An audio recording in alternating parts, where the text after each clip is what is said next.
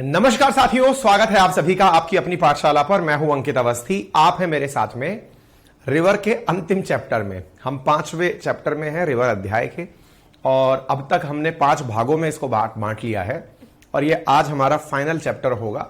और final chapter जो है इसमें आप लोगों का स्वागत है। और आज हम जिस चीज के बारे में चर्चा कर रहे हैं बहुत ज्यादा खास है। जिस समय हमने यूपीएससी दिया था उस समय सीधा प्रश्न इसी रिवर सिस्टम से आया था जिसकी आज हम चर्चा करने वाले हैं। That is Yarlung Tsangpo. ठीक है, यारलंग सांगपो या फिर जैसे देहांग या फिर ब्रह्मपुत्र या फिर जमुना के नाम से जाना जाता है, उस रिवर सिस्टम के बारे में आज हम चर्चा आपके साथ में करने वाले हैं। जैसा कि आप सभी जानते हैं साथियों, जैसा आपको यहां पर इमेज के माध्यम से दिखाई दे रहा है ब्रह्मपुत्र नदी के बारे में। और ब्रह्मपुत्र नदी के बारे में जैसा कि आप सभी जानते हैं, क्या जानते हैं कि ब्रह्मपुत्र रिवर सिस्टम तिब्बत के पास से निकलकर आता है, यानी टाइबेटियन प्लेट्यू से निकलकर आता है। और टाइबेटियन प्लेट्यू से निकलकर चला हुआ यह रिवर सिस्टम इंडिया में जब एंट्री करता है तो कहां से एंट्री करता है? हिमालय के पूर्वी किनारे से एंट्री करता है और एंट्री करके यहां पर एक गहरी गॉर्ज का निर्माण करता है, एक गहरे गड्ढे का निर्माण करता है।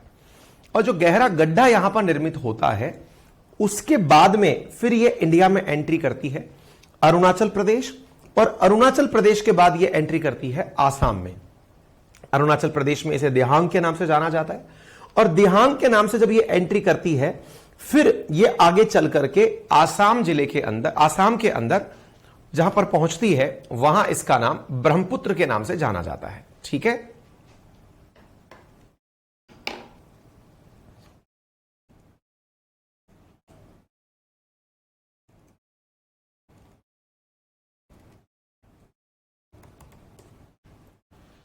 ठीक है। अच्छा, फिर उसके बाद में जब ये इस क्षेत्र में बहती है तो आसाम के अंदर होते हुए ये ब्रह्मपुत्र के नाम से जानती है। ब्रह्मपुत्र में बहुत सारे नदी द्वीप हैं, जिनमें से सबसे बड़ा नदी द्वीप माजुली नाम से है, जो कि ब्रह्मपुत्र नदी के अंदर आसाम में है, नदी के अंदर एक आइलैंड के फॉर्म में है। ठीक है, इसके बाद में फिर ये आगे निकल करके पद्मा नामक नदी बन करके जमुना नामक नदी बन करके पद्मा में मिलती है। पद्मा जो कि गंगा नामक नदी है, जो गंगा बांग्लादेश में पद्मा के नाम से जानी जा रही है, वहां पर ये ब्रह्मपुत्र जमुना नाम से जाकर मिलती है। यानी कि इसके स्थानीय नाम अलग अलग हैं। स्थानीय नाम अलग अलग हैं, इसका मतलब क्या हुआ? जब ये शुरुआती फॉर्म में निकलना शुरू हुई थी तब किस फॉर्म में निकली थी? तब ये निकलना शुरू हुई थी यारलंग सांगपो के नाम से। उसके बाद में जब ये आगे चली तो फिर आगे चल करके ये किस नाम से जानी गई? ये नदी जानी गई आगे चल करके देहांग के नाम से। फिर आगे चली, उसके बाद में ये किस नाम से जानी गई? उसके बाद ये जानी गई ब्रह्मपुत्र के नाम से। और जब थोड़ा और आगे चली तो ये किस नाम से जानी गई? जमुना के नाम से। यानी कि एक ही नदी 4 जगह अलग अलग नाम। एक बार चेक करिए, मैंने आपको मैसेज किया है। जी सर, चेक करिए। ठीक है, यहां से आगे जब ये और निकलती है तब जाकर ये बांग्लादेश के अंदर जमुना के नाम से जानी जाती है। और अल्टीमेटली यही नदी जो गंगा नदी के साथ मिलती है, पद्मा के साथ मिलती है, गंगा नदी बांग्लादेश में पद्मा के नाम से जानी जा रही है, वहां मिलती है और फाइनली मेघना नामक नदी से मिलकर के मेघना बनकर बंगाल की खाड़ी में गिरती है। तो यह तो हुआ इसके बारे में एकदम बेसिक जानकारी। उम्मीद है आप सभी साथियों को यह जानकारी डे 1 से आती होगी।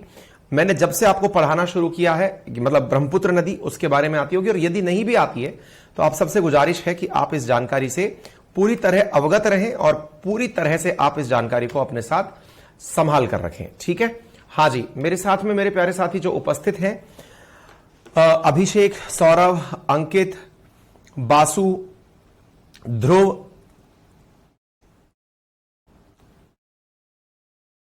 अंकित सिंह लिख रहे हैं सर कि मैं यूपीएससी की कोचिंग कर रहा हूं, वहां भी इंडियन ज्योग्राफी और मैपिंग इतनी अच्छी नहीं पढ़ाई और ना ही इतने बेहतर तरीके से पढ़ाई।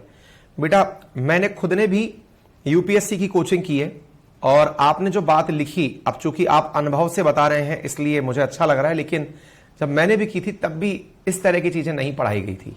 और दुर्भाग्य यही होता है कि बच्चों को वो काम बहुत मुश्किल लगते हैं जो उनकी मेहनत के होते हैं। इसलिए टीचर क्या सोचते हैं, यूपीएससी वाले हों या कोई भी हो, कि ये जो मेहनत का काम है ये तो इनके ऊपर छोड़ दो, घर पे बोल देंगे पढ़ के आ जाना। मेरे लिए बहुत आसान था, मैं 5 दिन पहले ही रिवर सिस्टम खत्म कर देता, ये बोल करके कि अब यहां से आगे रटने का काम है, आप खुद कर लेना। पर मैंने ऐसा नहीं किया, क्योंकि अंदर से मेरे ये भावना थी बहुत धीरे चलेंगे, लेकिन बच्चों को अभी हो सकता है अभी हमें 2 दिन एक्स्ट्रा और लगे, 3 दिन एक्स्ट्रा और लगे, इंडियन ज्योग्राफी में 4 दिन एक्स्ट्रा और लगे, लगने दो। अल्टीमेटली फायदा तो अपन सबका ही है ना।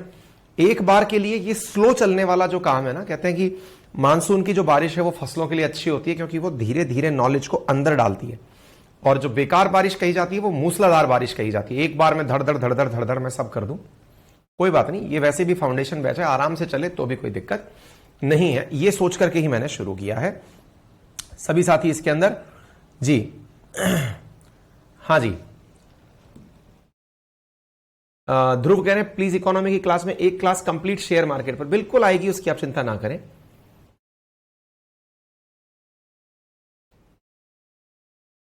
ओके ठीक है। हस्तलिखित नोट्स कब तक मिल जाएंगे सौरभ? मोस्ट प्रोबेबली अभी एक नोट्स तो बन चुके हैं, और मैं सोच रहा हूं कल संडे वार्ता में उनकी पहली झलक आप लोगों को दिखाई जाए, और तो तैयार रहिएगा। कल संडे वार्ता के अंदर हम आपको उनसे रूबरू करवाते हैं, है ना, मिलवाते हैं आपको। दिलीप लिख रहे हैं सर मैंने सिर्फ आपका कोर्स इसलिए लिया था कि कुछ पढ़ लूंगा, इतना पढ़ूंगा ये नहीं सोचा था। चिंता मत करिए, 1 साल हमारे साथ बिता लीजिए। जीवन में इतना समय आपने अपने अपने लेवल पे बिताया है, 1 साल हमारे साथ बिता लीजिए। जीवन जीने का तरीका और भविष्य तक का रास्ता साफ ना हो जाए तो कहिएगा, ठीक है साहब। तो ब्रह्मपुत्र रिवर सिस्टम के बारे में मैंने आपको जो बेसिक जानकारी दी, उम्मीद है आप लोगों को वो समझ में आ रही हो। इस नदी का उद्गम कहां से होता है ये मैंने आपको बता दिया। ये मैंने आपको बता दिया किस प्रकार से ये चैमलियांगडंग करके जो ग्लेशियर है तिब्बत के पठार से, वहां से ये निकल कर आती है। नदी आगे चलती है तो हिमालय का जो पूर्वी किनारा है, जैसे नामचा बरवा पर्वत कहते हैं, वहां से घुस करके गहरी गॉर्ज, गॉर्ज का मतलब होता है गहरी खाई बनाते हुए इंडिया के अंदर एंट्री करती है, जहां इसे दिहांग गॉर्ज के नाम से जाना जाता है। अरुणाचल प्रदेश में इसी नदी का नाम दिहांग नदी है। फिर दिहांग गॉर्ज के पास से जब ये एंट्री करती है, उसके बाद अरुणाचल प्रदेश को क्रॉस करके ये आसाम में एंट्री करती है, और आसाम में ये नदी एंट्री करके ब्रह्मपुत्र के नाम से जानी जाती है। जिसे हम सबसे ज्यादा जानते हैं वो ब्रह्मपुत्र है असल में, ठीक है।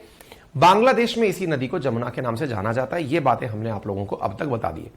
चूंकि ये अपने साथ बड़ी मात्रा में पानी लाती है, इसलिए ब्रह्मपुत्र के लिए ये मतलब जो वाटरवेज हैं, जो भारत के अंदर जलमार्ग बनाए गए हैं, उनके लिए ये बहुत ज्यादा काम की मानी जाती है।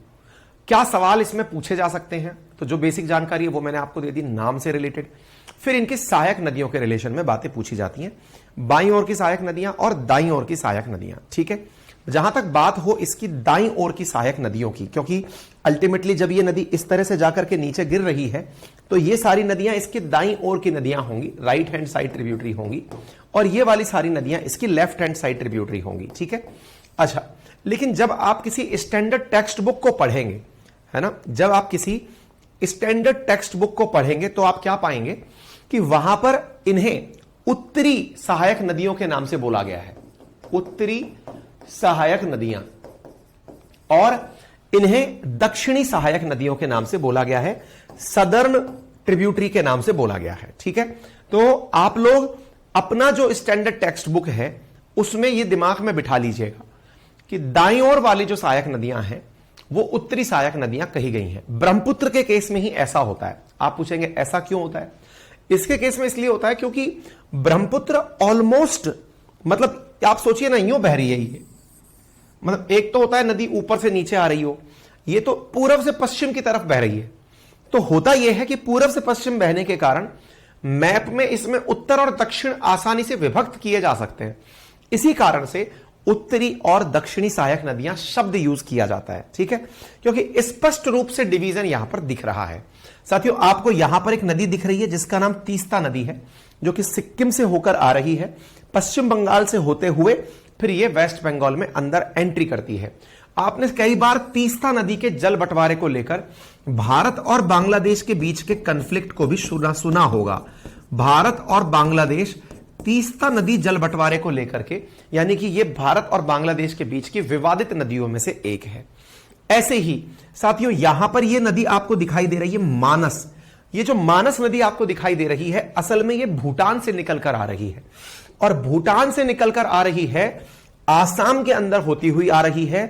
असल में इसके पास ही मानस नेशनल पार्क है। मानस नेशनल पार्क इंडिया में भी है और मानस नेशनल पार्क भूटान में भी है, क्योंकि वो मानस रिवर के कारण जाना जाता है। ठीक है, तो मानस नेशनल पार्क इसके नदी के आसपास के क्षेत्रों का बना हुआ नेशनल पार्क है, जो कि भूटान और इंडिया दोनों में विस्तृत है। इंडिया वाला इंडियन नेशनल पार्क है, भूटान वालों ने अपना भी मानस नेशनल पार्क बना रखा है। ठीक है साथियों, इसके आसपास का जो क्षेत्र है आसाम के अंदर, ये आसाम का क्षेत्र देखिए, ये वाला आसाम का क्षेत्र है, ऑलमोस्ट ये अरुणाचल प्रदेश का क्षेत्र है। तो ये जो नदी के ऊपर वाला आसाम का क्षेत्र है, इस आसाम के क्षेत्र में बोडोलैंड भी है। बोडोलैंड जिसे बोडो लोग डिमांड किया करते हैं कि वो उनका क्षेत्र हो, इसलिए इस क्षेत्र में बहुत सारी आतंकी गतिविधियां भी पाई जाती हैं। मतलब इस तरह की गतिविधियां जो कि मतलब अशांति करने वाली स्थितियां यहां पर पाई जाती हैं। इस वजह से भूटान की और भारत की सेना संयुक्त रूप से इस क्षेत्र में कार्रवाई करती हैं। कई बार इसलिए भारत और भूटान की मित्रता की तारीफ की जाती है। कहा जाता है कई बार आतंकियों को भगाने के लिए भूटान के राजा खुद गन लेकर के निकल पड़ते हैं और इस क्षेत्र में क्रॉस कराकर आसाम में भेजकर जाते हैं कि लो मार लो इनको। ठीक है, अच्छा तो यह बात हो गई। मानस के बाद प्रमुख नदियों में से यहां पर सुबनसिरी होने को एक संकोच करके नदी और है, लेकिन वो माइनर रिवर है, इसलिए जो प्रमुख नदी है उनके अंदर सुबनसिरी का नदी जो है आप याद कर सकते हैं। तो देखिए, एक प्रकार से ब्रह्मपुत्र की उत्तरी सहायक नदियों में तीस्ता याद रह जाएगा, मानस याद रह जाएगा, सुबनसिरी याद रह जाएगा। अगेन सुबनसिरी नदी जो आपको देख करके हिमालय के ही पहाड़ियों में से, यानी कि ऐसा लग रहा है कि ये अपने आप में ट्रांस हिमालय निकल कर आ रही है।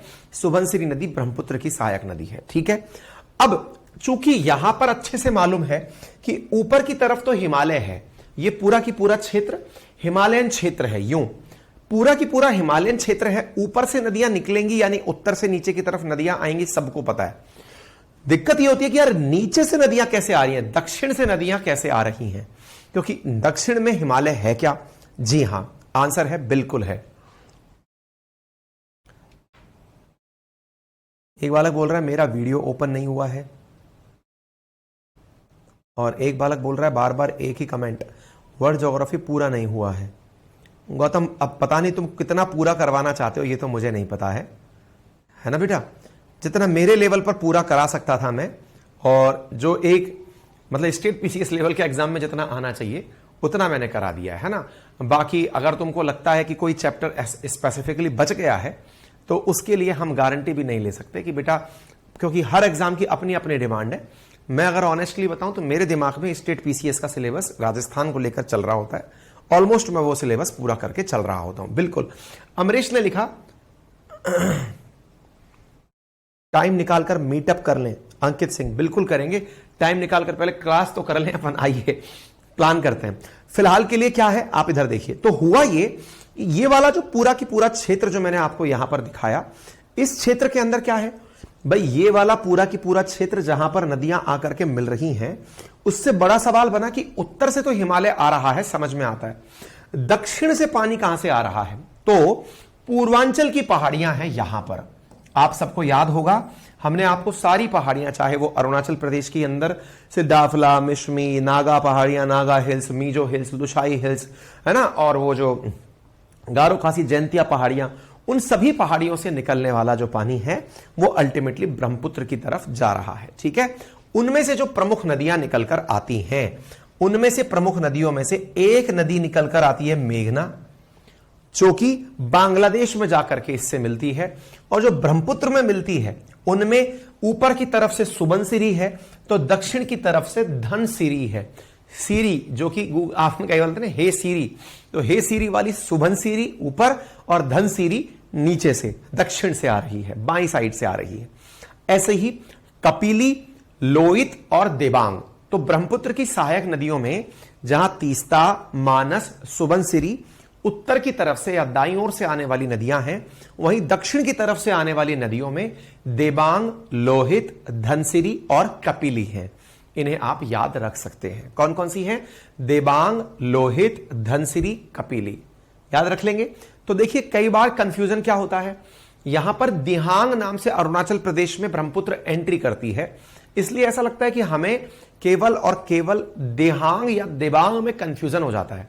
इस पर्टिकुलर क्षेत्र में देहांग देबांग नेशनल पार्क भी पाया जाता है। देहांग देबांग वाले क्षेत्र में भारत के द्वारा इंडिया का सबसे ज्यादा वाटर कैपेसिटी का डैम बनाया जाना प्रस्तावित भी है, क्योंकि चीन का प्रयास चल रहा है कि वो इस ब्रह्मपुत्र पर बहुत सारे डैम बनाएगा ताकि ब्रह्मपुत्र के अधिकांश पानी को वो चीन वाली साइड में रोक लेगा।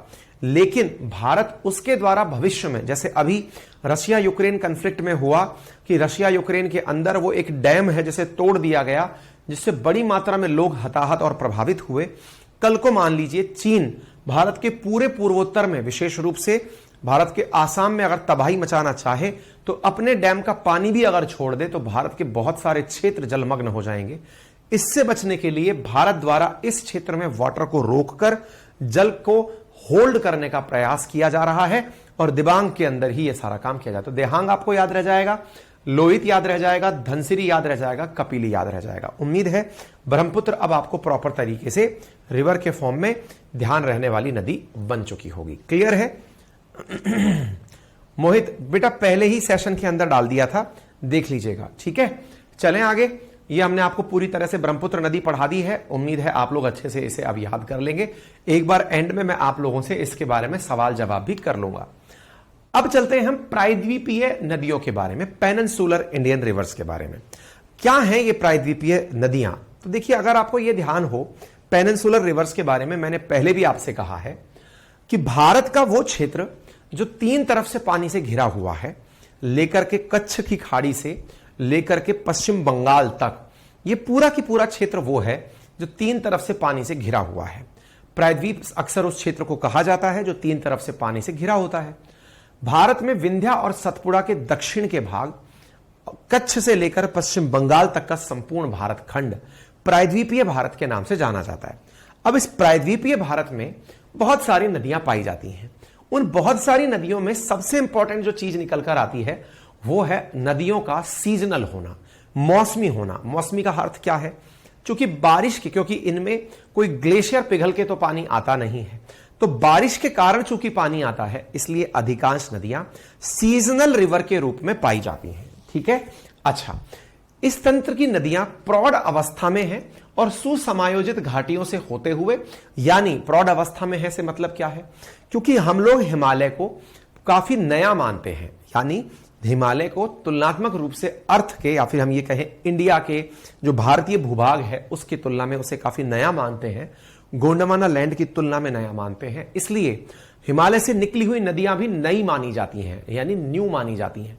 लेकिन प्रायद्वीपीय भारत की नदियां ओल्ड मानी जाती हैं, क्योंकि ये लैंड गोंडवाना और अंगारा लैंड में गोंडवाना लैंड के साथ में जुड़े हुए हिस्से हैं, इसलिए यह क्षेत्र खास होता है। ठीक है, ये नदियां प्रवणिका के आधार पर, यानी कि यहां पर स्लोप बहुत अच्छे से पाए जाते हैं।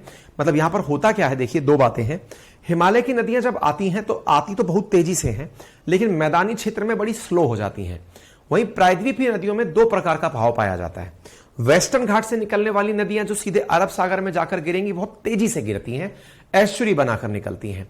वहीं जो पश्चिमी घाट से पूर्वी घाट की तरफ चलती हैं, वो बहुत स्लो मोशन के अंदर नदियां चलती हैं। दोनों प्रकार की चीजें इन नदियों के बीच में देखने को मिलती हैं। बात की जाए प्रमुख नदियों की, तो अगर हम प्रमुख नदियों की बात करें कि प्रायद्वीपीय भारत में कौन कौन सी नदियां, मैंने तीनों रिवर सिस्टम आपको फिंगर टिप पर याद करा दी हैं। रिवराइन आइलैंड मतलब होता है निशांत, रिवर के मध्य में आइलैंड, जैसे माजुली आइलैंड है ना। माजुली आइलैंड रिवर के बीचों बीच स्थित द्वीप है आसाम के अंदर, दुनिया का सबसे बड़ा रिवर आइलैंड है वो। ठीक है, एंटीसीडेंट रिवर, निशांत बेटा एंटीसीडेंट रिवर हिमालय के केस में यूज किया जाता है, प्रायद्वीपीय भारत में यूज नहीं किया जाता। क्यों नहीं किया जाता? क्योंकि भारत में हिमालय की उत्पत्ति नई है। ठीक है सर जी, कलर प्रिंटेड नोट्स मिल सकते हैं क्या? दुर्गा शंकर, बिल्कुल आप इनका कलर प्रिंट निकाल लीजिएगा, कैसे भी निकाल लीजिए। हाँ विक्रम, साइंस एंड टेक की क्लास इसलिए नहीं हुई, सर के घर में फंक्शन था कल, मतलब नटराज बैच के अंदर, इसलिए बेटा, है ना।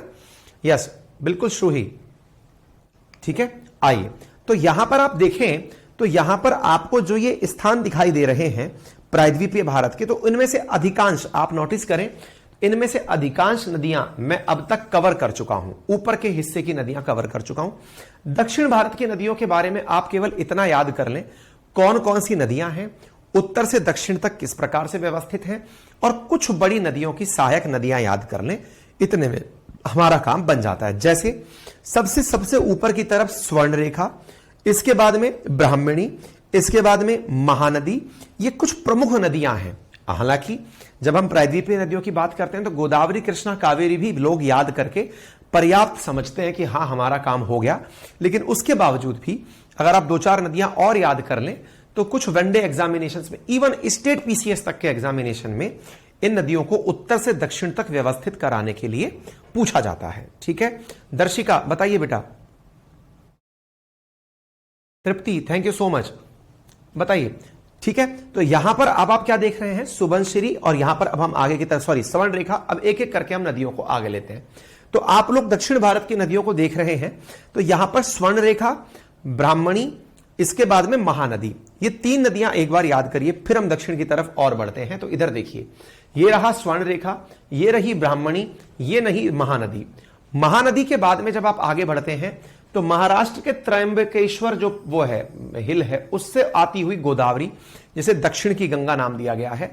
इसी प्रकार से आती हुई कृष्णा, जो कि निकलकर आ रही है महाराष्ट्र से ही, लेकिन इसकी 2 प्रमुख सहायक नदियां हैं।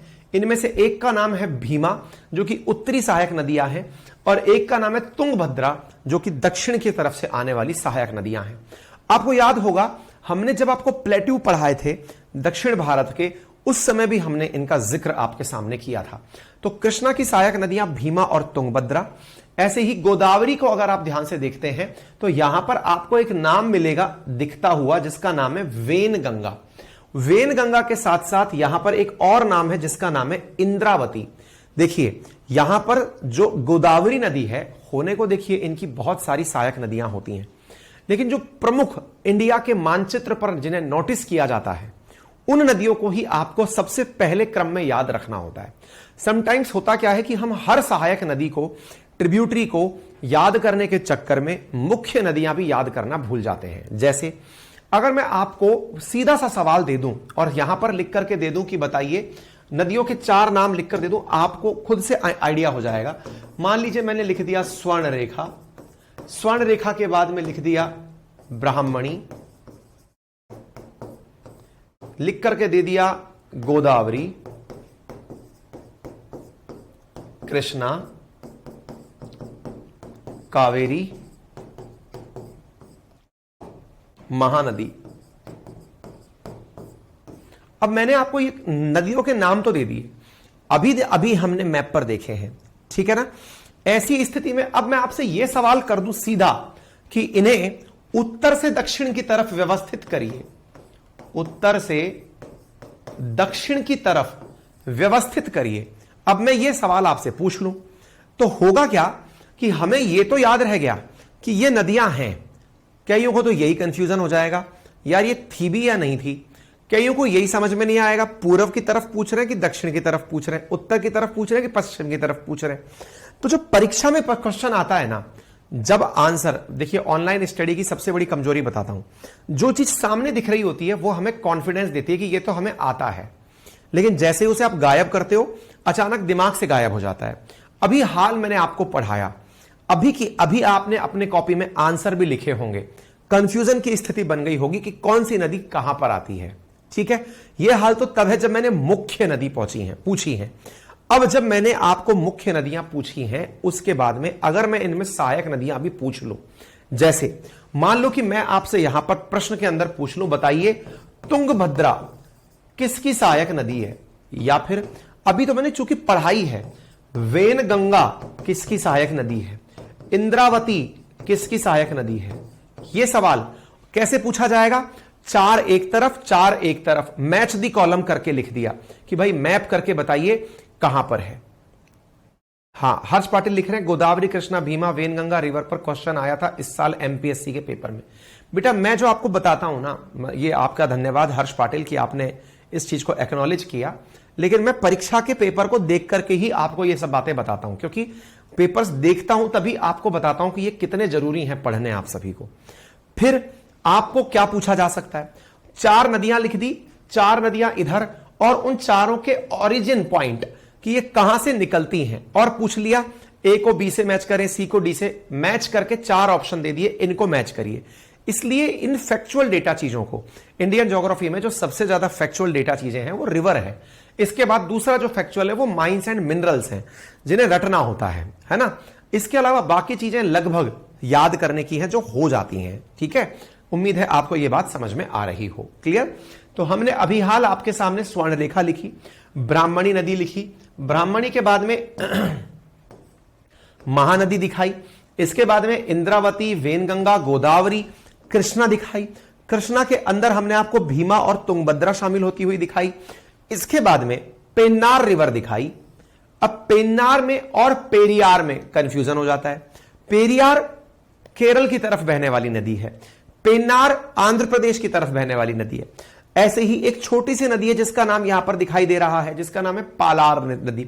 यूपीएससी वाले बच्चे जो हैं वो इन एक एक नदियों को बहुत डिटेल में पढ़ते हैं, लेकिन जो अपन जैसे वनडे एग्जामिनेशन या स्टेट पीसीएस जैसे लोग एग्जाम टारगेट करने वाले लोग हैं वो क्या करेंगे, वो मेजर नदियां गोदावरी, कृष्णा, कावेरी, इनको अच्छे से पढ़ते हैं कि इनकी सहायक नदियां कौन कौन सी हैं। ठीक है, हाँ जी पंडित राकेश, बहुत बढ़िया, बिल्कुल दर्शिका, चिंता मत करिए। ठीक है, आगे बढ़िए। यहां पर फिर देखिए पोन्नियार, इसके बाद में यहां पर कावेरी नदी आपको यहां पर दिखाई देती है। ठीक है, तो एक एक करके इनके बारे में थोड़ी थोड़ी बेसिक नॉलेज याद कर लेते हैं, कोशिश करते हैं कितना आपको याद रहा उसको आपके साथ में क्लास के एंड में एक बार रिवाइज करा दिया जाएगा। ठीक है, तो मेरे साथ साथ ही क्लास के अंदर एक बार रिवाइज करते चलिएगा और लर्न करते चलिएगा, यही की यही सारी चीजें आप लोगों को ध्यान रह जाएंगी। ठीक है, हां जी, सबसे पहले आई नदी स्वर्ण रेखा। क्या याद करना है, पॉइंट लिखा है 395 किलोमीटर, नहीं याद करना है, लेकिन कहां से ओरिजिन होती है जरूर याद करना है। कहां से ओरिजिन हो रही है, झारखंड में रांची के पठार से हो रही है। अब मुझे एक बात बताइए, कल ही मैंने आपको एक बात बताई थी, क्या बताई थी, कल से मतलब जब अपनी लास्ट क्लास थी तब मैंने एक नदी, एक आपको प्लेट्यू बताया था। कौन सा प्लेट्यू बताया था, मैंने एक प्लेट्यू बताया था जिसका नाम था, अरे यार, छोटा नागपुर प्लेट्यू। उम्मीद है आपको ध्यान होगा, छोटा नागपुर पठार, ध्यान आ गया। ये जो छोटा नागपुर पठार है, ये छोटा नागपुर पठार दामोदर नदी के कारण, कौन सी नदी के कारण, दामोदर नदी के कारण 2 भागों में बटा था। दामोदर नदी बीच में ये गई, दामोदर नदी, दामोदर नदी, दामोदर नदी के कारण 2 भागों में बटा था। कौन कौन से भाग थे, हजारीबाग का पठार और रांची का पठार। ठीक है, अब देखो, जब आपने स्वर्ण रेखा सुना तो वो कहां से आ रही है, वो इस रांची के पठार से आकर के बंगाल की खाड़ी में गिर रही है। अब इंटरेस्टिंग बात देखो, दामोदर नदी भी इस तरफ जा रही है, यानी ईस्टवर्ड फ्लोइंग है, ईस्ट की तरफ जा रही है वेस्ट से, और ऑलमोस्ट एक जैसी जगह दक्षिण के पठार से निकल रही है। अब इंटरेस्टिंग बात यह है कि दामोदर नदी और स्वर्णरेखा नदी दोनों जिस जगह गिरती हैं वो अलग है।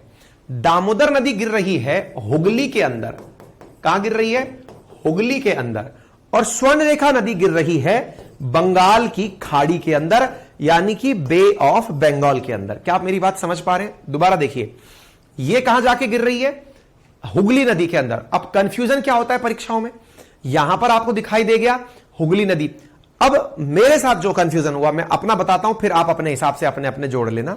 मेरे साथ जो कंफ्यूजन हुआ पेपर में वो क्या था, भाई साहब दामोदर और महानदी, इनमें कंफ्यूज हो गया मैं। क्वेश्चन में पूछा गया था, 4 ऑप्शंस दिए हुए थे और एबीसी करके पूछा गया था, निम्न में से बंगाल की खाड़ी में गिरने वाली नदियों के नाम बताइए। कंफ्यूजन क्या हो गया, यार दामोदर गिरती है कि महानदी गिरती है। अच्छा, ऑलमोस्ट ऐसा रिजेंबलेंस हुआ कि कंफ्यूजन की स्थिति क्रिएट हो गई, दामोदर गिरती है कि महानदी गिरती है, क्योंकि दोनों वह ईस्ट की साइड ही रही हैं। क्या आपको मेरी बात समझ में आ रही है? तो ईस्टवर्ड फ्लोइंग रिवर्स में जो डाउट की स्थिति बनती है वो मैंने आप लोगों को यहां पर बताई है, ठीक है। तो स्वर्ण रेखा उम्मीद है आपको क्लियर हो गई होगी। ये नदी झारखंड में निकलती है। अच्छा, रांची के पठार से जब ये निकलती है तो झारखंड के अंदर ये एक जलप्रपात बनाती है जिसका नाम है हुंडरू जलप्रपात। जमशेदपुर शहर इसी नदी पर बसा हुआ है और इस नदी के अंदर भी गोल्ड के निक्षेप पाए जाते हैं, बिल्कुल वैसे ही जैसे सोन रिवर में पाए जाते हैं। सोन रिवर गंगा की सहायक नदी है। कई बार बच्चे क्या करते हैं, सोन रिवर और स्वर्ण रेखा रिवर इन दोनों में कंफ्यूज हो जाते हैं। सोन रिवर गंगा की सहायक नदी है, स्वर्ण रेखा इंडिपेंडेंट नदी है, जाकर कहां गिरती है, बंगाल की खाड़ी में, ठीक है। हुंडरू जलप्रपात याद रह जाए या ना रहे कोई बात नहीं, लेकिन जमशेदपुर सिटी याद रह जाए जरूरी है। कई बार क्वेश्चन में क्या पूछ लिया जाता है, रिवर को मैच करते हुए। जल्दी से कमेंट बॉक्स में बताओ गोरखपुर कौन से रिवर के किनारे बसा है। कल परसों ही पढ़ाया है, कमेंट बॉक्स में जल्दी से बताइए गोरखपुर कौन से रिवर के किनारे बसा हुआ है। जैसे आपको मैंने पढ़ाया था कि गोमती नदी किनारे को लखनऊ बसा हुआ है, सरयू किनारे अयोध्या बसा हुआ है, ऐसे ही गोरखपुर कौन सी नदी के किनारे बसा हुआ है, याद है। ऐसे जमशेदपुर, हालांकि देखिए भारत के अधिकांश शहर या फिर दुनिया के भी बड़े महान शहर किसी ना किसी नदी के किनारे या जल के किनारे बसे हुए हैं, ठीक है ना। लेकिन हमें याद करते समय क्या याद करना है, यह बात अगर पता रहती है तो हमें थोड़ी आसानी रहती है, ठीक है बेटा। क्लियर हो गया, यहां तक कोई दिक्कत नहीं है, कर लेंगे। हुंडरू याद रह जाए तो ठीक है, बाद में एक बार रिवीजन करेंगे। राप्ती बहुत बढ़िया बेटा, शाबाश। प्रियंका, राजन, अजय, निशांत, प्रकाश, अनीश, बहुत बढ़िया बेटा, बिल्कुल सही जवाब, ठीक है। चलिए आगे बढ़ते हैं साहब। अब दूसरी रिवर का नाम है बैतरणी रिवर। अब देखो दिमाग में मैप को चलने दो पैरेलली, कैसे चल रहा है। झारखंड हो गया, झारखंड के दक्षिण में उड़ीसा। अब दक्षिण से पूर्व की तरफ उड़ीसा है, तो उड़ीसा की तरफ कहां से आ गया, वैतरणी उड़ीसा के क्योंझर जिले से निकल रही है तथा ब्राह्मणी नदी का उद्गम शंख और दक्षिणी कोयल के मिलने से उड़ीसा के राउरकेला शहर में होता है। राउरकेला, हाँ भाई, अगर मैं सही हूं तो मुझे कंफर्म कर दीजिएगा। यहां पर एनआईटी भी स्थित है। जैसे आईएसएम धनबाद माइंस के लिए जाना जाता है, एनआईटी राउरकेला अगर मैं सही हूं तो यहीं पर स्थित है। तो बैतरणी रिवर, राउरकेला शहर, ये बहुत इंपॉर्टेंट जगह है। ये क्षेत्र पूरे इंपॉर्टेंट हैं, क्यों इंपॉर्टेंट है, क्योंकि पूरा की पूरा झारखंड, पूरा उड़ीसा, वेस्ट बंगाल का पश्चिमी किनारा, ये सब माइंस के लिए जाने जाते हैं। और जिन जगह माइंस है ना, वहां माइंस के लिए ही मतलब department of mines, ISM Dhanbad तो पूरी तरह माइंस के लिए बना हुआ है, हमारी इंजीनियरिंग के लिए ही बना हुआ है, ठीक है। अच्छा, बैतरणी रिवर को धामरा नदी के नाम से भी जाना जाता है। बैतरणी तथा ब्राह्मणी सम्मिलित रूप से डेल्टा बनाती हैं। डेल्टा के अंदर भीतरकणिका मैंग्रोव स्थित है, ये बहुत ज्यादा इंपॉर्टेंट है। भीतरकणिका, हाँ भाई, भीतरकणिका एस्चुरी, भीतरकणिका मैंग्रोव काफी बार पूछा गया है। भीतरकणिका मैंग्रोव, मैंग्रोव क्या होते हैं, मैंग्रोव वो क्षेत्र हैं जहां पर उगने वाले पेड़ अपनी जड़ की माध्यम से श्वसन क्रिया करते हैं, जिनके पेड़ अपनी रूट के माध्यम से सांस लेते हैं। बाय द वे, रूट्स सांस लेती हैं, यह बात पता होनी चाहिए। और रूट सांस लेने के लिए जब बाहर निकल आती हैं तो उन्हें न्यू मेटाफोर कहा जाता है। और न्यू मेटाफोर मैंग्रोव की विशेषता होती है। मैंग्रोव वनस्पति जल और स्थल, जब जलमग्न स्थितियां होती हैं वहां पर उत्पन्न होती हैं, ठीक है ना। वैतरणी नदी को गरुड़ पुराण के अनुसार नरक लोक की नदी भी माना गया है। हाँ जी, अगर नदियों के बारे में, जैसे सरयू नदी के किनारे हम मानते हैं भगवान राम ने जल समाधि ली थी, ऐसे बैतरणी नदी को गरुड़ पुराण, जब कोई व्यक्ति का देहांत हो जाता है तो उसके घर में जो पुराण पढ़ा जाता है कि इंसान को यह याद दिलाने के लिए कि जो आया है वो जाएगा, वो गरुड़ पुराण, उसमें नरक लोक की नदी बैतरणी को कहा गया है, ठीक है। चलिए, खैर ये मान्यताएं हैं जो आपसे डिस्कस की गई हैं, ऐसा कोई साइंटिफिक प्रमाण नहीं है। मान्यताओं को अगर आप जानते हैं, मानते हैं तो ठीक है, ठीक है। बैतरणी, ब्रह्माणी, भीतरकणिका मैंग्रोव, उम्मीद है आप लोगों को याद रह जाएगा, ठीक है। चलिए, तो देखिए आप लोगों ने छोटा नागपुर प्लेट्यू देखा। छोटा नागपुर प्लेट्यू को आपने अच्छे से देखने का प्रयास किया। आपको स्वर्ण रेखा नदी दिखाई दी, यहां पर ही छोटा नागपुर प्लेट्यू से मैंने आपको दामोदर नदी दिखाई, जो कि कहां मिली थी, जाकर के हुगली के अंदर, यहां पर हुगली थी, उसमें जाकर मिली थी। छोटा नागपुर प्लेट्यू का जो रांची वाला पठार है उससे निकलकर स्वर्ण रेखा नदी आई, ये मैंने आपको बताई। इसी प्रकार से आप जब झारखंड से नीचे की तरफ चलते हैं, उड़ीसा में पहुंचते हैं तो राउरकेला से आपको ब्राह्मणी नदी आती हुई दिखाई दे रही है, और ऐसे ही इसी के साथ साथ यहीं पर से बैतरणी नदी आती हुई दिखाई दे रही है। ब्राह्मणी और बैतरणी दोनों आसपास बहते हुए जिस क्षेत्र में पानी गिराती हैं वहीं पर भीतरकनिका मैंग्रोव फॉरेस्ट स्थित है। ठीक है, इसके बाद में और दक्षिण की तरफ जब हम चलते हैं तो फिर हमें कौन सी नदी मिलती है? फिर हमें मिलती है महानदी। चलिए अब महानदी की चर्चा करते हैं। ठीक है, तो देखिए यह ब्राह्मणी बैतरणी बेसिन है जिसे आप अच्छे से देख सकते हैं किस प्रकार से ये दोनों नदियां आकर के गिरती हैं। ये आपके सामने झारखंड राज्य रहा, यहां से किस प्रकार से ब्राह्मणी नदी निकल करके ये चल रही। ठीक है ना जी, यहां पर आप देख सकते हैं ये पूरी तरह से नदियां हैं, इनको आप गिरते हुए समुद्र में जाते हुए देख सकते हैं। ठीक है, चलिए अब बढ़ते हैं महानदी की तरफ। मैं आपसे क्या बोल रहा हूं, जितने फैक्ट याद रह जाएं रख लें, नहीं रहे कोई बात नहीं। कोशिश करें यह समझने का जब क्लास चल रही हो तो और कहीं अपना दिमाग ना रखें। दो स्थितियां आपके सामने आएंगी। पहली स्थिति, जब चीजें मेरे सामने ही हैं तो मुझे सब याद है। ये इंसान के दिमाग की सबसे बड़ी गलतफहमी है। कई बार हमारे मस्तिष्क के सामने जब चीजें चल रही होती हैं हमें ऐसा भाव पैदा होता है कि ये हमें याद हो गया है। वो सबसे बड़ा भ्रम है। अब जैसे मैंने अभी आपको स्वर्णरेखा, बैतरणी, ब्राह्मणी ये नदियां पढ़ाई, अभी भी एक बार के लिए अगर आप रिवीजन करके देखें तो आपको अधिकांश दिमाग में से चीजें उतर गई होंगी। जैसे मैंने अभी आपको एक जलप्रपात पढ़ाया, जलप्रपात बोले तो वाटरफॉल पढ़ाया, उसका नाम क्या था और वो कौन सी रिवर पे था? जल्दी से बताइए।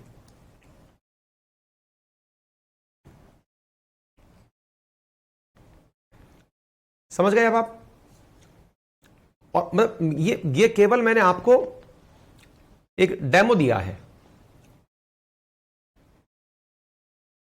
कि हम कैसे भूलते हैं। गौरव बहुत बढ़िया।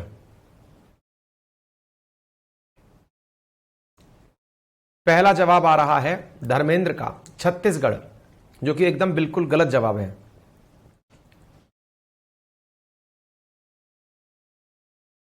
हुंडरू कौन से राज्य में है और कौन सी नदी पर है?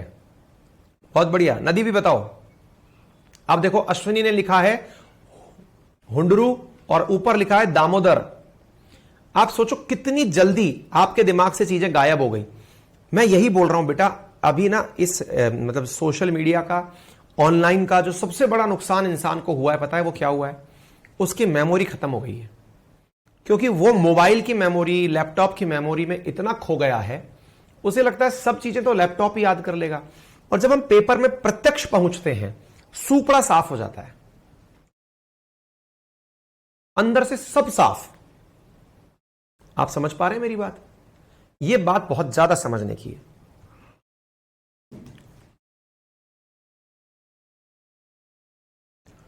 हुंडरू स्वर्ण रेखा, बहुत बढ़िया,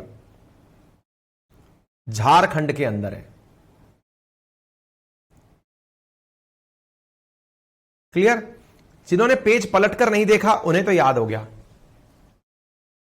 मैं केवल एक डेमो दे रहा था आपको कि हमारे दिमाग में चीजें कितनी देरी से गिरती हैं। बताइए, राउरकेला शहर कौन सी नदी के किनारे बसा हुआ है? राउरकेला शहर कौन सी नदी के किनारे बसा हुआ है? मतलब मैं केवल और केवल आपको यह ध्यान दिलाने के लिए कर रहा हूं कि हमारे दिमाग में चीजें कैसे निकलती हैं। बताइए।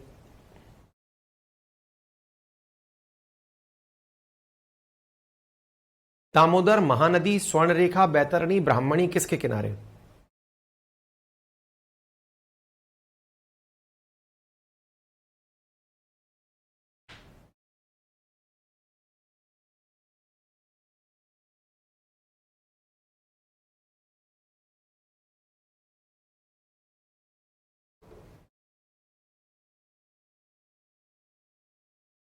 उलट गए?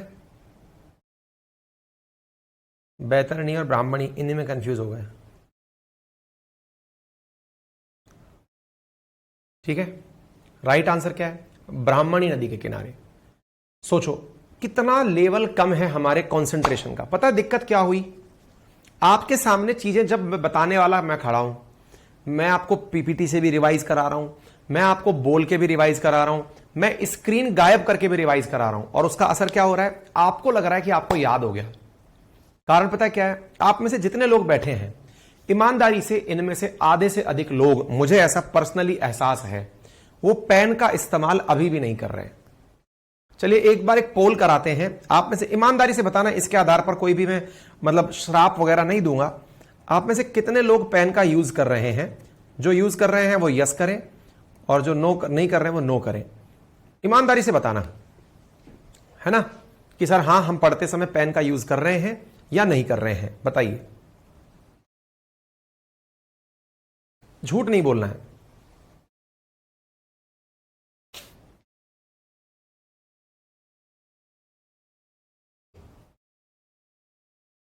ईमानदारी से, क्योंकि इसके आधार पर फांसी तो मैं दूंगा नहीं, आपको कम से कम ये रियलाइज जरूर करा दूंगा कि बेटा देखो, इतना कीमती समय अपने जीवन का दे रहे हो, फिर भी बताई गई बातें फॉलो नहीं कर रहे हो।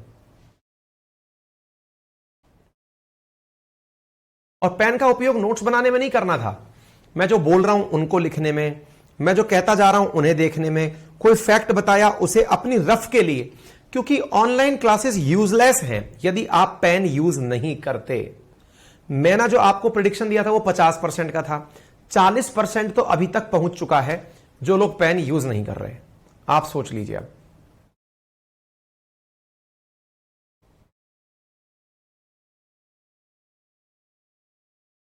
समझ गए आप?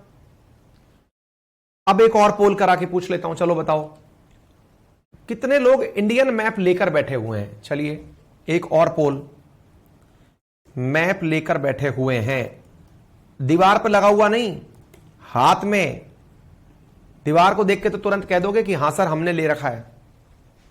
हाथ में नहीं, हाथ में बुक के फॉर्मेट में आपके पास मैप है अथवा नहीं, बताइए।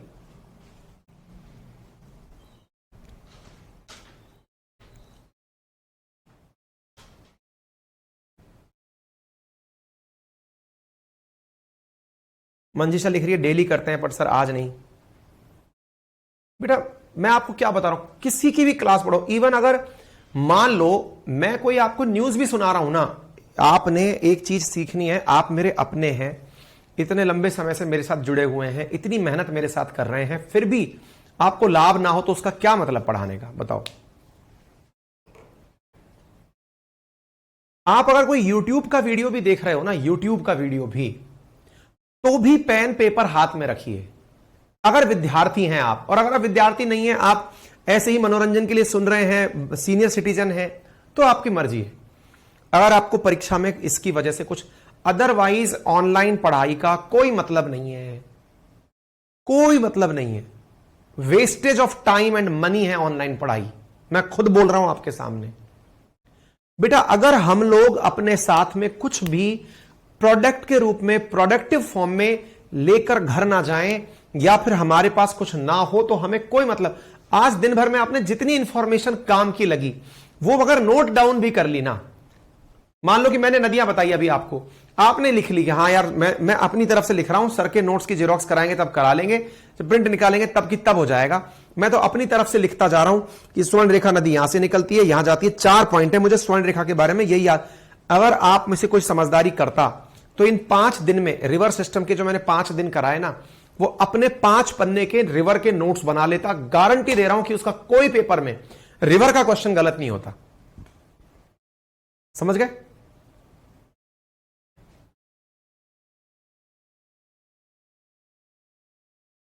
बोलिए। बेटा मैं खुद ऑनलाइन टीचर होकर ऑनलाइन की बुराई कर रहा हूं, आप समझ रहे हैं मेरी बात? आप कहेंगे अब तो पैसे ले लिए तब बुराई कर रहे हो, मैं ऑनलाइन की बुराई ऑनलाइन के यूट्यूब प्लेटफॉर्म पर कर दूंगा। क्योंकि बच्चे को गलतफहमी देता है ये। क्या गलतफहमी देता है? कि मुझे तो आता है, शूडो नॉलेज, झूठा व्यवहार। उसे ये विश्वास हो जाता है कि मुझे तो आता है, और उसका एहसास उसे क्यों नहीं हो पाता? क्योंकि टीचर सब कुछ बोलकर पढ़ाता है, कई बार टीचर फोटो दिखा के पढ़ाता है, नोट्स दिखा के पढ़ाता है, उसे लगता है सब तो याद है यार। असल में पता ही कब चलता है? अपने नोट्स जब हम खुद पलट के देखते हैं, यार कुछ भी याद नहीं आ रहा। नाजिया लिख रही हैं सर रिकॉर्डिंग क्लास में फिर से अच्छे से रिवाइज करेंगे। बेटा सुनो मेरी बात नाजिया, कोई भी बच्चा अब मैं तुमसे पूछ लेता हूं नाजिया, तुम ही जवाब दे दो अगर तुम ऑनेस्ट हो। क्या तुमने मेरी सारी क्लासेस दोबारा देखी हैं? अगर तुमने सारी क्लासेस दोबारा देखी हो, मैं आज से ही पढ़ाना छोड़ देता हूं। चलो अभी मैं सोचो कितना बड़ा सट्टा खेल रहा हूं, तुम्हारे यस और नो पे टिका हुआ है मेरा सट्टा। मैं पढ़ाना छोड़ दूंगा, पेन डाउन आज से ही, क्योंकि तुम खुद फिर एक ईश्वर के अवतार हो जिसमें इतना पेशेंस हो कि वो सारी की सारी क्लासेस दोबारा से रिवाइज करके देख ले। असंभव, अगला झूठ है ये। अजय वेरी गुड भैया, वेरी गुड। समझ रहे हैं आप मेरी बात? बेटा समझो, देखो है ना, टीचर से, डॉक्टर से, भगवान के सामने, पेरेंट्स से, इनसे झूठ नहीं बोला करते। क्यों नहीं बोला करते? क्योंकि ये जानते हैं, क्योंकि ये उस दौर से गुजरे हैं।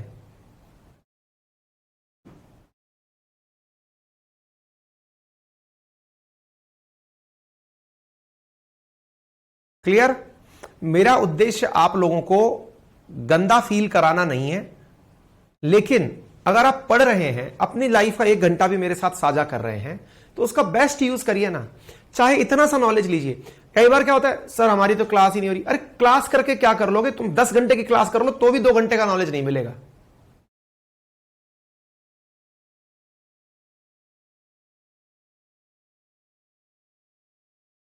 बेटा पढ़ने के बाद कितनी भी देख लीजिए, सारी क्लास संभव नहीं है आप देख लें। अभी तो एक सब्जेक्ट चल रहा है, जब चारों सब्जेक्ट हो जाएंगे सारा मामला छूट जाएगा। खैर चलिए, मैं आपसे बहस में नहीं उलझ रहा हूं, लेकिन आपको समझ में आना जाना चाहिए, क्योंकि ये प्रैक्टिकल पॉसिबल नहीं है। और अगर ये सब कर रहे हैं तो आप खुद ईश्वर के अवतार हैं फिर, कि आप लाइव भी देख रहे हैं, फिर रिकॉर्डेड भी देख रहे हैं, फिर भी पढ़ रहे हैं, फिर तो आप महान हैं। चलिए आगे बढ़े। तो कहने का मतलब क्या हो गया कि हमने अब महानदी नदी पे पहुंच रहे हैं, तो अब आप क्या करिएगा। हाँ जी, मैप का भी देख लिया आपने, 50% से अधिक लोग जो है वो मैप लिए बिना बैठे हुए हैं। चलिए कोई नहीं, आगे बढ़ते हैं साहब। आगे बढ़ते हैं महानदी के बारे में। देखकर पहली बार में फीलिंग क्या आ रही है? अब सब याद हो जाएगा, सब कुछ तो सर ने बता ही दिया। नहीं होगा, आपको पढ़ना पड़ेगा। छत्तीसगढ़ के रायपुर से, अब देखो बड़ी इंटरेस्टिंग कहानी क्या है। ये छत्तीसगढ़ और वहां झारखंड, ये कंफ्यूज कर देंगे जब परीक्षा में आते हैं। दिमाग में बिठाना पड़ेगा। छत्तीसगढ़ एमपी से अलग हुआ है, झारखंड बिहार से अलग हुआ है। छत्तीसगढ़ के रायपुर जिले से स्थित सिवाहा की पहाड़ियों से इसका ओरिजिन होता है। उड़ीसा में डेल्टा बनाते हुए बंगाल की खाड़ी में गिरती है। डेल्टा मतलब पानी जहां जा रहा है वहां बहुत दूर तक फैलता है। डेल्टा क्षेत्र में उड़ीसा का कटक, पुरी और भुवनेश्वर शहर और राष्ट्रीय जलमार्ग नंबर 5 स्थित है। हाँ भाई, जगन्नाथपुरी अगर आपको जाना हो, मेरी तीव्र इच्छा है मतलब यहां जाने की, और ईश्वर से मैं प्रार्थना करता हूं कि मुझे जल्दी बुलाएं। कटक, पुरी और भुवनेश्वर शहर इसी नदी के किनारे पर स्थित है। राउरकेला अभी ब्राह्मणी नदी पर याद किया था, याद हो गया। इसी प्रकार से चीजों को याद करते हुए अगर आप आगे बढ़ेंगे, चीजें दिमाग में रहने लगेंगी। ठीक है, अच्छा क्लियर हो गया। अच्छा, यह नदी छत्तीसगढ़ के अंदर कटोरे के आकार का बेसिन बनाती है। बेसिन का मतलब समझ रहे हैं? बेसिन का मतलब होता है जहां से नदी अपना पानी एकत्र करती है। मतलब मान लीजिए कि ये रिवर जा रही है और ये इन क्षेत्रों से, ये पूरा क्षेत्र है जहां से बहुत छोटी मोटी नदियां निकल रही हैं। ये देखिए, ये छोटी छोटी नदियां, ये छोटी छोटी नदियां, ये नदियां आकर के इस मूल नदी को अपना पानी पहुंचा रही हैं। तो छत्तीसगढ़ के अंदर जितनी भी छोटी मोटी नदियां हैं, वो आकर के अगर एक मूल नदी को अपना पानी पहुंचा रही हैं, तो ये पूरा क्षेत्र बेसिन कहलाया। बेसिन के कारण फायदा क्या हुआ? बेसिन के कारण इन क्षेत्रों की जो छोटी छोटी नदियां हैं वो भी सिंचाई के काम में आ रही हैं। सिंचाई के काम में आ रही है, इसका मतलब क्या हुआ? इन क्षेत्रों में जो इसकी वजह से पैदा होने वाली फसल है वो बेहतर तरीके से पैदा हो रही है। ठीक है, तो ऐसी स्थिति में यहां पर आप क्या देख रहे हैं? छत्तीसगढ़ के अंदर कटोरे के आकार का बेसिन बनाती है, इसीलिए छत्तीसगढ़ को भारत का चावल का कटोरा कहा जाता है। याद कर लेंगे, चावल का कटोरा, राइस बॉल ऑफ इंडिया कौन हो गया? छत्तीसगढ़। किस नदी के कारण? महानदी के कारण। उड़ीसा में इसी नदी पर हीराकुंड डैम स्थित है, जो भारत का सबसे लंबा डैम है। हाँ जी, कल परसों भी हमने टेनेसी रिवर परियोजना जो कि अमेरिका की है उससे मिलती जुलती कोई रिवर परियोजना पड़ी थी, जल्दी से कमेंट बॉक्स में बताइए। दालेश्वरी लिख रही है हम जिस स्टेट से होते हैं उसकी नदियां सही से याद रहती हैं, तो बेटा अपन औरों की भी याद कर लेंगे।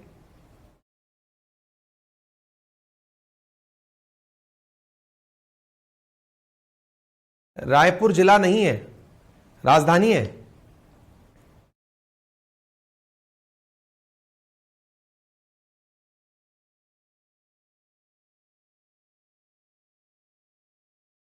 धमतरी जिला से निकलती है। ओके, आप लोकल लोग हैं वहां के, इंडियन जीके में इसको इस तरह से पढ़ाया गया है। दामोदर पर, ठीक है, क्योंकि दामोदर के कारण पश्चिम बंगाल में बाढ़ आया करती थी। ठीक है, चलें आगे। चलिए, तो हीराकुंड डैम है, इसकी दाईं ओर की प्रमुख नदियां तेल और ओंग हैं और बाईं ओर की सहायक नदियां हसदो सोनात। ये जो लोग उड़ीसा के लोकल लोग हैं वो इसे याद कर लें, बाकी लोग रहने दें। केवल इतना भी याद कर लिया किसी ने, अगर किसी ने इतना भी याद कर लिया कि ये नदी उड़ीसा की नदी है तो भी उसका काम बहुत अच्छे से चल जाएगा। ठीक है, उड़ीसा से होते हुए, छत्तीसगढ़ से होते हुए ये नदी बंगाल की खाड़ी में गिरती है। ये दो चीजें, उड़ीसा और छत्तीसगढ़ याद रह गया तो भी महानदी का काम चल गया। बढ़े आगे, इजाजत हो आपकी।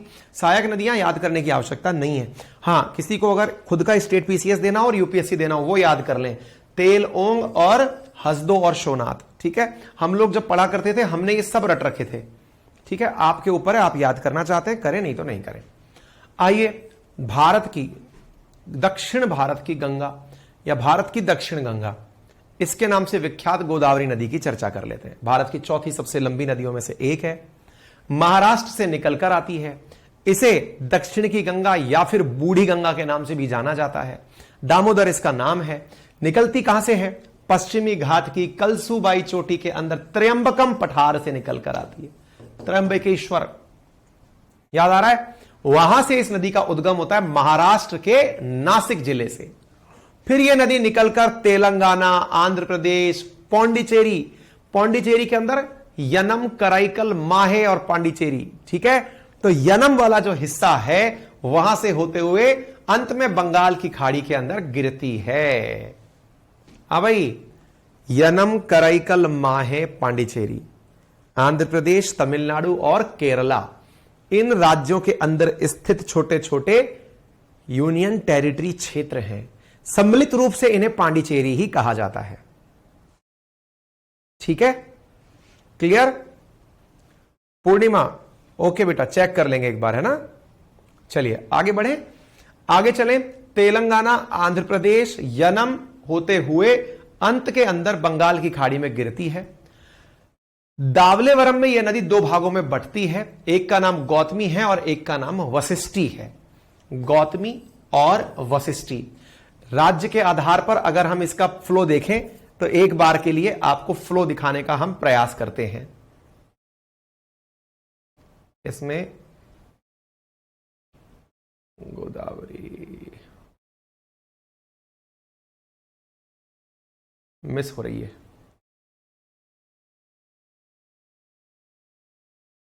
गोदावरी केवल स्टेट के आधार पर तो दिख रही है आप लोगों को, तेलंगाना, हैदराबाद ये सब दिख रही है, इसकी सहायक नदियों के साथ में इसका चार्ट नहीं दिख रहा है।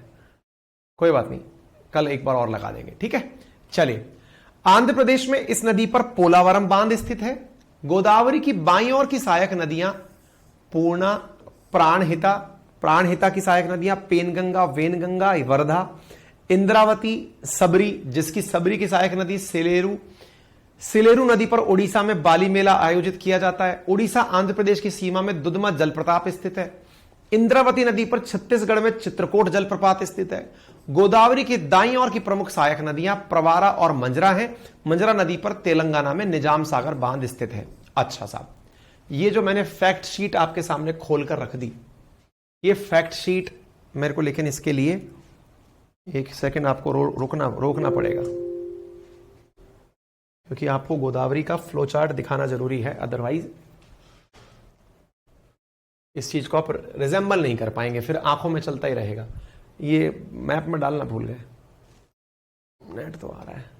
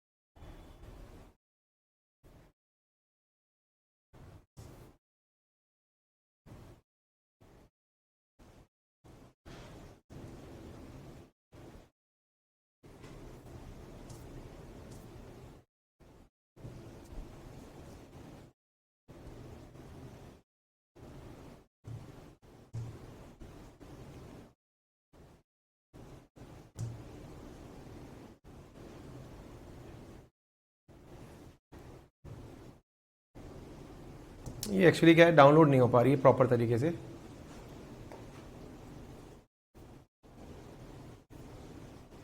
गूगल की चालाकी है ये, गूगल जानता है इस बात को कि नकल करेंगे लोग। कोशिश करते हैं, खुल जाती है तो अच्छी बात है, नहीं तो कोई बात नहीं।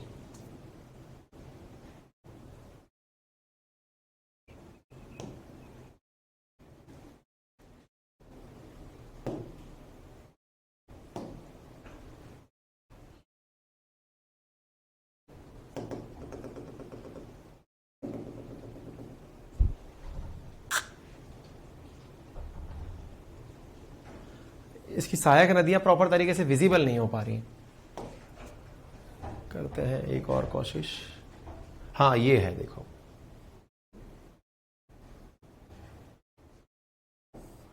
ये किसी कोचिंग वालों ने डाल रखी है, बढ़िया मेहनत कर रखी है।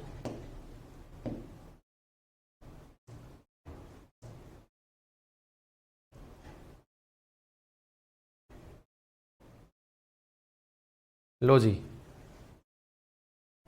इनकी मेहनत का धन्यवाद जिन्होंने इतनी अच्छी मेहनत की है।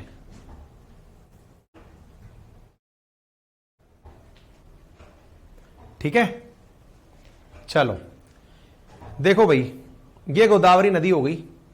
गोदावरी नदी कहां से निकलकर शुरू हुई? तो त्रयंबकम हिल जो है वहां से ये नदी निकलना शुरू होती है।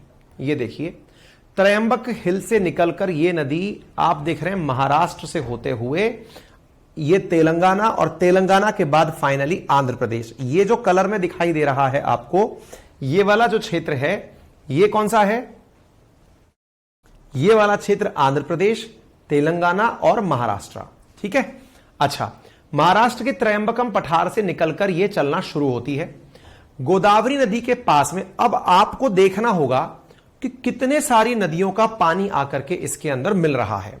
कौन सी नदी का मिल रहा है, एक बार के लिए देखिए। हां जी, एक बार के लिए देखिए, यहां से सबसे पहली जो नदी दिखना शुरू हो रही है उनमें से नाम दिखाई दे रहा है पूर्णा रिवर का। पूर्णा रिवर के बाद में आप यहां से नदी को देखते हैं, इधर की तरफ से दुधना नदी है। अब देखो, दो बातें हैं, नदी इस प्रकार से समुद्र में जाकर गिर रही है। ठीक है, तो जब समुद्र में जाकर गिर रही है, बोट में आप यूं बैठे हुए हैं, ये लेफ्ट हैंड साइड, ये राइट हैंड साइड, तो लेफ्ट हैंड साइड से आती हुई जो नदियां हैं उनमें से यहां पर आप एक नदी का नाम देखते हैं जिसका नाम है वेनगंगा। क्या नाम है? पेनगंगा। और पेनगंगा जो नदी है, यह नदी यहां से होते हुए अंत में इधर की तरफ से एक नदी और मिलती है जिसका नाम है वर्धा। इधर की तरफ से एक नदी और है जिसका नाम है वेनगंगा। तो देखिए, पेनगंगा, वर्धा और वेनगंगा तीनों संयुक्त रूप से आकर के किस में मिलती हैं? गोदावरी नदी के अंदर आकर मिलती हैं। तो पेनगंगा, वर्धा और वेनगंगा अलग अलग आकर नहीं मिल रही हैं, एक ही नदी के फॉर्म में वेनगंगा के नाम से गोदावरी के अंदर मिल रही है। तो एक प्रमुख नदी जो आकर के मिल रही थी उसका नाम तो था पूर्णा, दूसरी नदी जो आकर मिल रही थी उसका नाम था वेनगंगा, तीसरी नदी जो आपको यहां पर दिख रही है दैट इज इंद्रावती। आप लोगों ने अगर देखिए, ये छत्तीसगढ़ वाला क्षेत्र है, ये उड़ीसा वाला क्षेत्र है, यहीं से निकल करके ब्राह्मणी नदी गई है। और अगर आपको याद हो तो इंद्रावती और ब्राह्मणी, इन्हीं के बीच में एक टाइगर पार्क पाया जाता है जो रिसेंटली बनाया गया है, नेशनल पार्क छत्तीसगढ़ के अंदर, और वो किसी संत महात्मा के नाम पर है, मैं नाम भूल रहा हूं। एक टाइगर रिजर्व का नाम बताइए, एक संत महात्मा के नाम के ऊपर एक टाइगर रिजर्व बनाया गया है। अगर आप कहें तो मैं गूगल कर सकता हूं, टाइगर रिजर्व।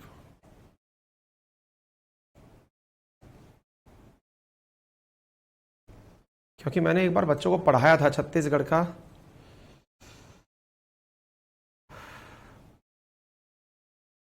हाँ यार, कैसे हम गलत कैसे हो सकते हैं? गुरु घासीदास। अगर आप लोगों को याद आ जाए तो बताइए। यह छत्तीसगढ़ का चौथा टाइगर रिजर्व था।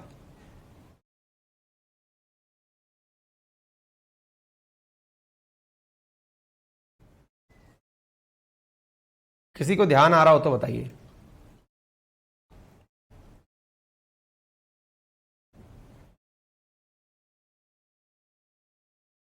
क्योंकि इंद्रावती रिवर पर इंद्रावती ऑलरेडी है।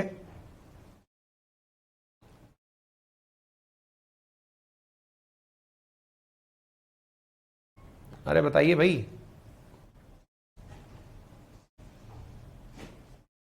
क्लियर? बढ़े आगे, चलिए आगे बढ़ते हैं। तो यहां पर आप क्या देख रहे हैं, ये इंद्रावती नदी मैंने आपको दिखा दी। चलिए फिर एक नदी और है सबरी। तो 4 प्रमुख नदियां हो गई जो याद रखने की थी। एक का नाम हो गया पूर्णा, एक का नाम हो गया वेनगंगा, एक का नाम हो गया इंद्रावती। इंद्रावती के ऊपर छत्तीसगढ़ में इंद्रावती टाइगर रिजर्व है। उसी के किनारे पर स्थित है गुरु घासीदास टाइगर रिजर्व, छत्तीसगढ़ के अंदर। जो करंट में रहती है ना चीजें, वो अक्सर पढ़ाई जाती हैं, है ना? ठीक है। इसके बाद में एक जो नदी है उसका नाम क्या है, सबरी। तो 4 तो आपके सामने हो गई, 4 नदियां सहायक नदियों के रूप में, लेफ्ट हैंड साइड ट्रिब्यूटरी के रूप में। अच्छा, अब इसके बाद में राइट हैंड साइड ट्रिब्यूटरी के नाम देख लेते हैं। तो इधर देखिए, यहां पर एक नदी दिख रही है जिसका नाम है प्रवारा। क्या नाम है? ऊपर की तरफ पूर्णा, नीचे की तरफ प्रवारा। पूर्णा प्रवारा, ऊपर नीचे पूर्णा प्रवारा, ठीक है। इसके बाद में मंजीरा, मंजीरा ये गई गोदावरी में जाकर जुड़ गई। उसके बाद में मान्यार, मान्यार जाके कहां जुड़ गई, गोदावरी के अंदर। जो प्रमुख नदियां निकलकर आई, पूर्णा, पूर्णा के नीचे प्रवारा, कुल 6 नदियां याद रखने योग्य हो गई। पूर्णा, वेनगंगा, इंद्रावती, सबरी। सबरी के बेर खाए थे भगवान राम ने, इंद्र से मिले थे इंद्रावती से। वेनगंगा दक्षिण की गंगा है इसलिए याद रखनी होती है। पूर्णा दक्षिण की गंगा है तो पूर्ण तो काम करते होगी, पूरे ही धार्मिक से नाम है इसके। पूर्णा, वेनगंगा क्योंकि दक्षिण की गंगा खुद गोदावरी कहलाती ही है। इंद्रावती टाइगर रिजर्व से नाम जोड़ दिया। सबरी, सबरी के बेर हो गए। इसके साथ साथ नीचे प्रवारा और मंजीरा। बस इतना सा याद रखना है, पूरे गोदावरी सिस्टम खत्म हो जाता है। ठीक है, उम्मीद है आपको यह बात समझ में आ रही हो। हां जी, क्लियर? बोलिए, किसी को यहां तक कोई भी दिक्कत परेशानी हो तो बताइए।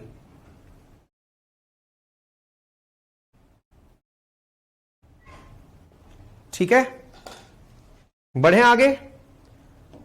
गोदावरी याद कर ली, ठीक है। इसके बाद में कृष्णा, कावेरी। अभी के लिए कृष्णा और कावेरी आप लोग घर से पढ़ के आएंगे और कल हम सॉइल सिस्टम शुरू करेंगे, है ना? मृदा, सॉइल कल के अंदर आपको पढ़ाई जाएगी। तो कल आप खुद से ये पढ़ेंगे कृष्णा और कावेरी। मैं आपसे क्लास के अंदर क्वेश्चन पूछ लूंगा, यहां पर जाकर आपके रिवर सिस्टम पूरी तरह खत्म होता है और सॉइल के अंदर हम एंट्री करेंगे कल भारत के अंदर। ठीक है, तो बड़ा सारा पोर्शन अपन लोगों ने निपटा दिया है। उम्मीद है आप सभी साथी जो हैं प्रॉपर तरीके से इस चीज को याद करके कल पहुंचेंगे। ठीक है, अभी ये YouTube सेशन का टाइम हो गया, अब वहां पर जाना है अपन को। ठीक है, चलिए, थैंक यू सो मच।